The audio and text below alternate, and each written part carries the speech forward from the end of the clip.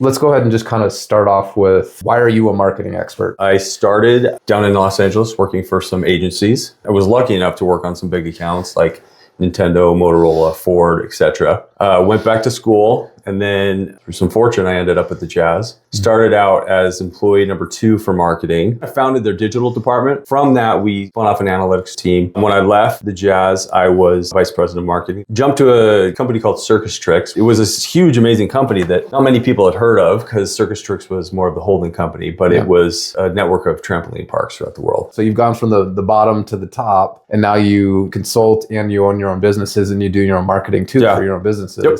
Today, we've run into this thing where the evolution of marketing has gone in hyperspeed with the different technologies that have happened. So let's talk a little bit about when you were at the Jazz and what it looked like, and then what it looks like today. And you can talk about any company from that perspective of what's happened over the last 10 years. And I would even say maybe 10 to 20 years, but it's accelerated, right? Like it's like a hockey stick of acceleration in complexity and in how fun it is, right? That's what makes marketing fun, is it's constantly changing. The principles of marketing are the same, but the tools change very, very rapidly nowadays. I would say the biggest thing that's been so interesting for me, and not being super young, it's hard for me to put on my kind of modern hat sometimes, but back in the day, 10 plus years ago, credibility was built through polish. Your grammar was good. Your photography was, impeccable. Everything looked clean, polished, buttoned up, part of this giant, kind of branding initiative. And then now it's almost the reverse of that. And what I mean by that is if you're too polished, especially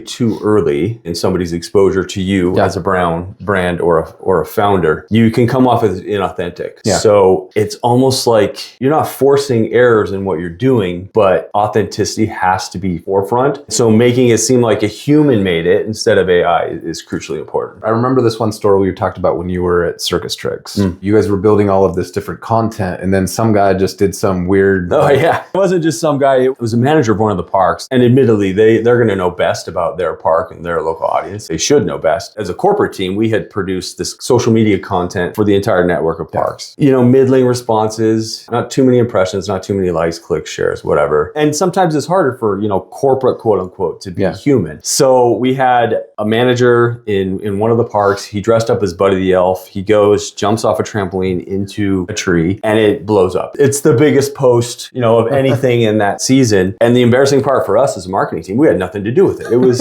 on the local team. But guess what? It was a person that people knew and liked in that area doing something fun. We own a few local Hand and Stones, which is a massage and facial spa. And corporate primarily does most of our marketing for us, most of our social media. We're allowed to do a little bit. They had been pumping out a lot of holiday stuff, more offer-based than entertainment-based or things necessarily that people want to consume. Which for never fun. work. They work as a call to action, but you need that content, right, to drive interest as well. Same story. Very little engagement on the corporate posts, but me dressed as Buddy the Elf walking across the street, it was the dumbest, shortest thing, was the most popular post. You can create corporate posts, but my guess is the likes, shares, everything on the corporate posts are pretty minimal. It doesn't mean that people don't come and use them, but they're not getting millions of views. They're probably not even getting 10 or 20,000 views in most cases.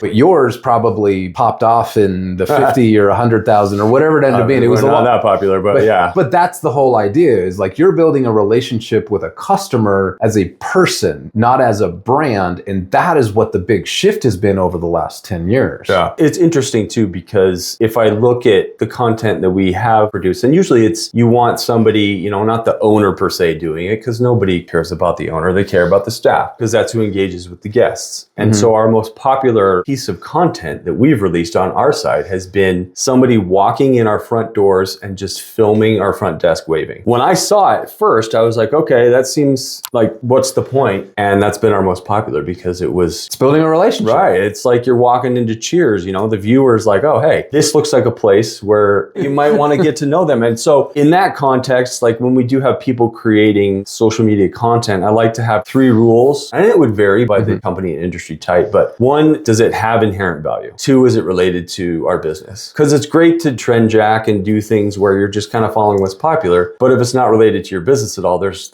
really no point. And then I would say 3, does it make somebody feel like they look fun, they look like good people? Yeah. I'd love to just go spend time there. It's actually a really interesting thing. So one of the big pieces in this first module that we talk about is why is it so difficult, or why do owners of small and medium-sized businesses feel like it's so challenging? And the reason typically comes back to this whole concept of everybody is so focused on talking to their avatar. So they're always out there trying to sell. But the problem is you really run into this concept of you need to get more people caring about you and build that first relationship by having Buddy the Elf walk across the street before you try and sell them something. Right. And that's where most SMBs make the mistake. They're always like, come and buy my stuff, come and buy my stuff. And everyone gets buying fatigue and then they fail. And that's where the 2025 version of marketing versus the 2015 version of marketing has really been changing. It's you got to get out there and build that relationship, but not be afraid to dress up as Buddy the Elf or just walk into your store and just show something very simple,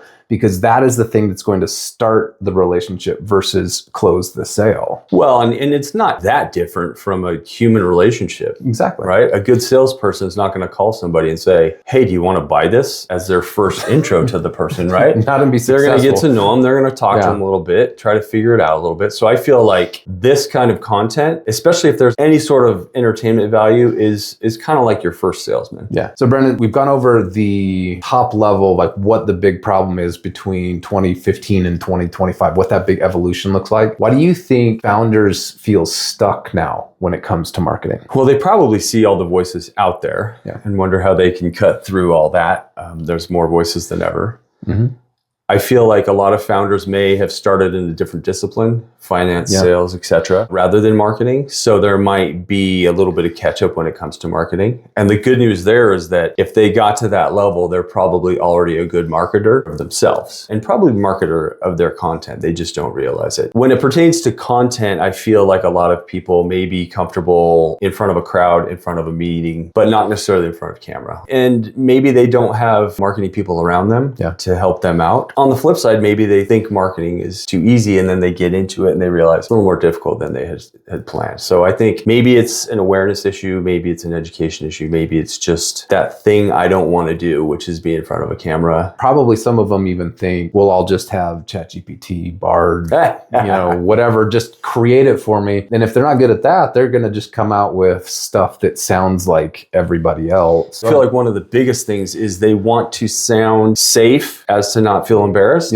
Or they want to sound authoritative, which comes off a little colder. And then when you're more authoritative, you start using more vague descriptions of things, and it just kind of cuts into your credibility, right? Specificity and authenticity are key. Yeah, telling stories. And that's where we become human. And a lot of people struggle with that human aspect. It is frustrating to see some 12-year-old out there making content that's going viral constantly. You're like, what in the world is it about this 12-year-old? And it's like, you can't be a 12-year-old. You can't dial it back and go from 40 to 12. But if you're not trying and creating and finding ways to reach your audience or even a broader audience, you never will. It's the one quote that Jordan always would say, but you miss 100% of the shots you never take. Yeah. And the only way that you can learn to do marketing is by doing it and seeing what works and seeing what fails and not being afraid to fail, because if you're afraid to fail, you'll just never do anything of value and your marketing will struggle. I feel like being inflexible is also something that founders could get caught up on, or being too complex in what they're describing. They're the founder. They understand it better than anybody. That's why some of the best players like Michael Jordan don't make great coaches, because they understand its so implicity that they have a hard time explaining it. So I think simplicity is key. I think it's one of those scenarios where people might give up too easily as well. They make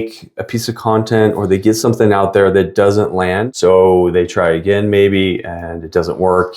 Again, doesn't work, and then they give up. But the truth is, the algorithms like consistency, velocity, relevancy. So as long as you're doing those three things and it's targeted towards the right audience, you'll hit and you'll hit them, but you got to keep going. We all understand that marketing is challenging, and marketing is changing as fast as technology. The purpose of us going through these modules is to help founders, help small business owners understand the different small aspects that they can be working on so they can improve from now until the next year or so. We talk about the different algorithms and everything. Those are changing weekly. The whole purpose of coming in and giving this a try or listening to this content is to understand probably the top things that they can be focusing on right now in making their marketing go from probably stagnant to improving significantly, and hopefully to the point where they understand the steps to find customers and go from there.